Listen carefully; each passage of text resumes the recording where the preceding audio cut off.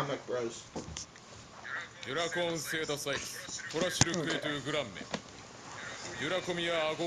So I guess this is the Baby G's Evil Fortress thing. Yes. Legendary Dragon of Destruction. So that's the dragon that Orta is now riding. Yep. And the Dragon Mares are the bioengineered dragons. Right.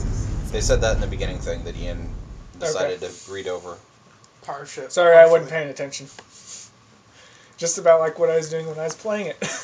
Till that day, those cold stone walls and heavy chains were all of this world that Orta had known. So she was like, what, a slave? No, she's a drone, and she was locked up. So both, what's his name? It's Abad. not Abad. Okay, Abad and Orta were drones. Are drones. Were drones. Past tense. Yeah. They were drones. Then she gained a human soul by sacrifice. No, she's still a drone. Just a drone with a soul. Yeah, she's created more to be closer to human. Orta's more of a artificial human than she is a drone. But she's still technically a drone. She was built to kill. Just like Abad. Okay. He was built to kill too. Wow, I didn't realize how early on in this game that we came into you playing on. Oh yeah. Yeah, because this was the level where we started. Yeah. Yep. While you played. And Don't then, let this one get away. All things considered, it's not a very long game. It's only like 10 episodes. excuse me while I destroy all of your stuff. Yep. Nature? What's nature? No. Fuck you, nature.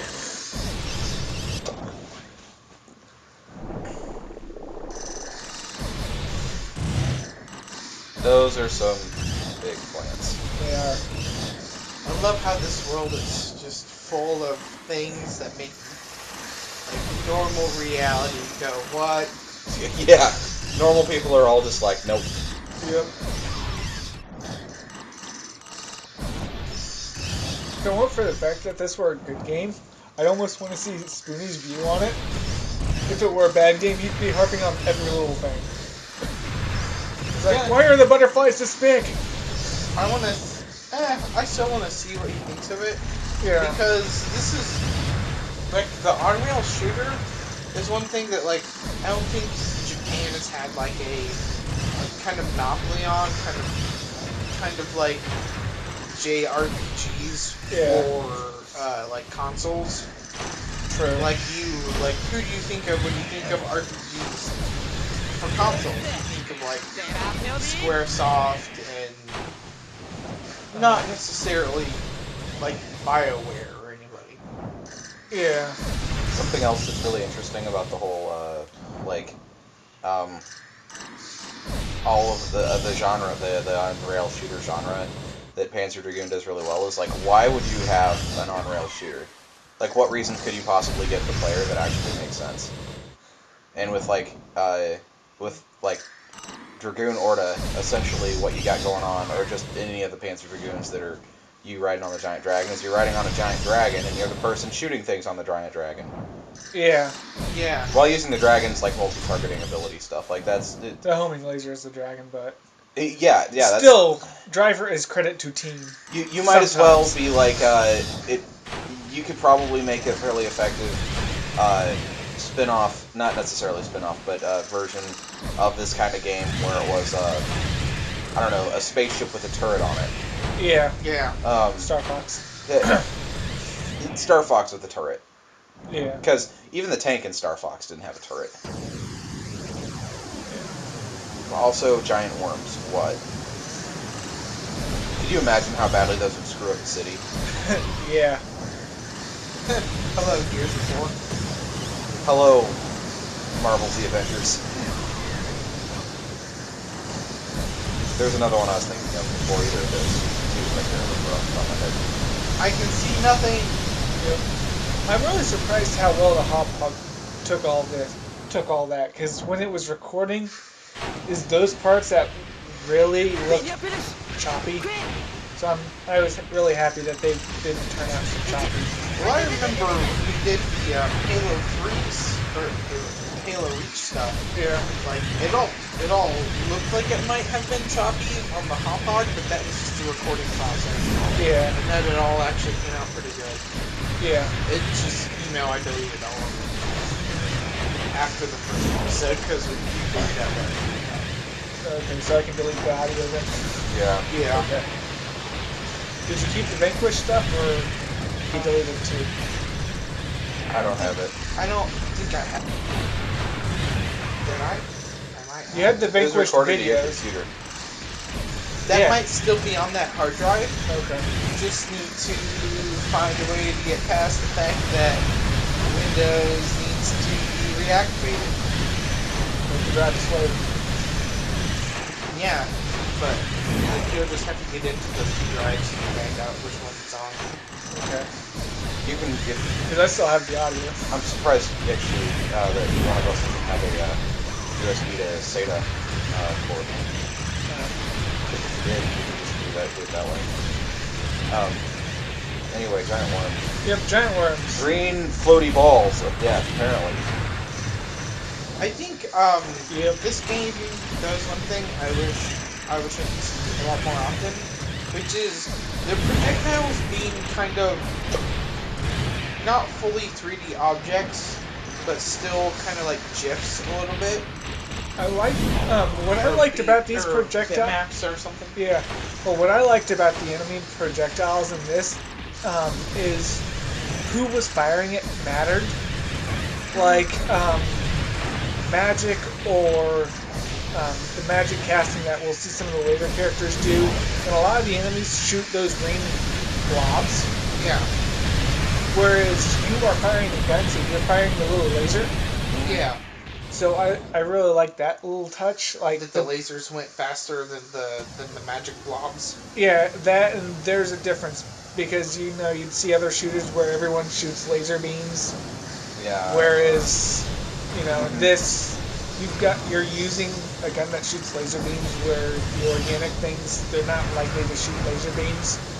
The save the dragon you were fighting on, who's obviously shooting laser beams. And it's like destroyed empires, so I mean, Yeah. whatever. Something also to recognize though is you mentioned Ian about there being a lack of basically 2D objects in video games. Yeah. 2D artifacts. I don't know if you noticed this, but the two off the top of my head that are recent AAA titles that use that are in Mass Effect 3, the smoke screen the Centurion uses. Yeah. Is two-dimensional, and almost all of the effects in other than projectiles in MechWarrior Online are all 2D also. Jump jet smoke, smoke off battle mechs. I have noticed that. I think it's awesome because it saves a ton of processing power doing that, and you can still, just because something is just a 2D, image, doesn't mean you can't make that 2D image look really good. Yeah. Yeah. Which I think so many people are like, but it's not a 3D model, it doesn't look good. And it's like, when you actually look at things, the model itself isn't impressive. Yeah. What's actually impressive about, especially after making some models myself, what's actually impressive is the texturing that Yeah. goes into the models. That stuff is crazy. Because I've gone back and looked at some of the textures from EverQuest 1, and some of their textures looked crazy awesome for the time. And I've been noticing like the textures look a lot better than the models they're on.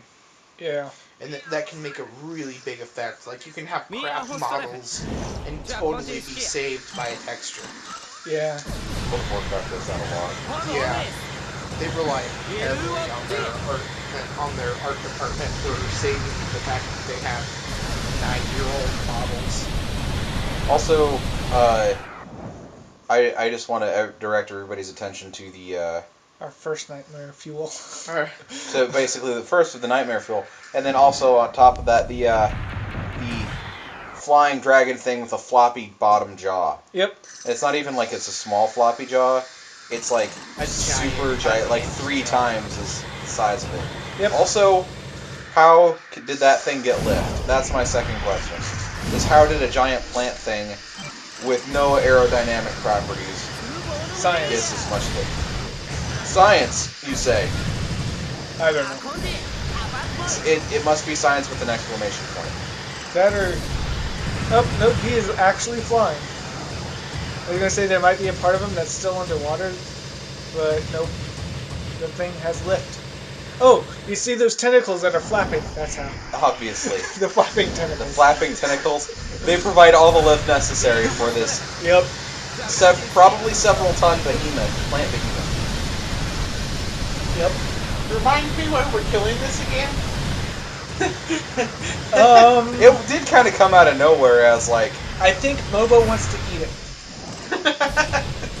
Mobo is the name of the like native Is the guy? dude. Yeah, Mobo The is the native guy shape. riding the thing with the dragon with the big Unhinged jaw. unhinged jaw. He's Yeah. got like, who has like 2 dudes on the side of his thing.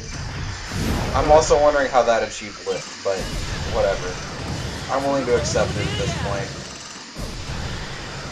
You know, If we have start seeing- dragons, I don't expect reality to come. If we start seeing Jack Skellington's giant like angry brother going on here, you know, just everything's out the window.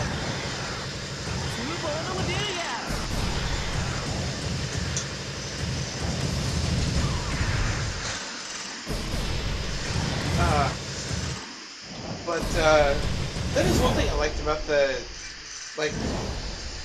everything on this world is so weird and fantastical that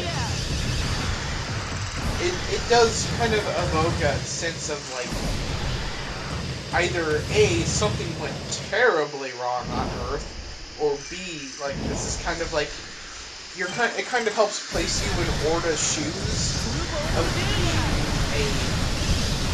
being like a foreign body here. Yeah. Because like Orta was locked up for pretty much ever. Yeah.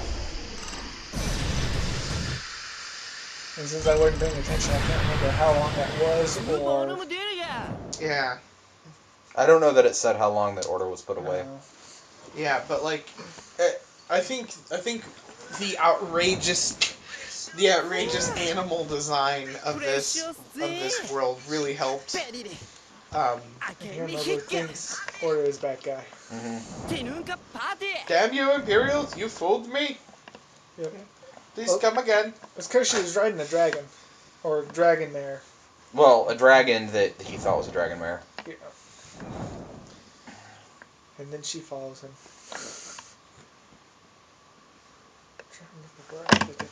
Let's say, how far does this episode go? After this cutscene.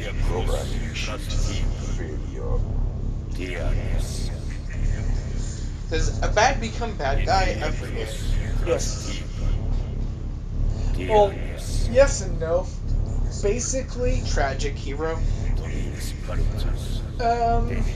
basically he tries to get Orta to realize why she was created, and since she knows that that's not good, you know, the soul killing for the sake of killing, because Orta eventually develops a conscience.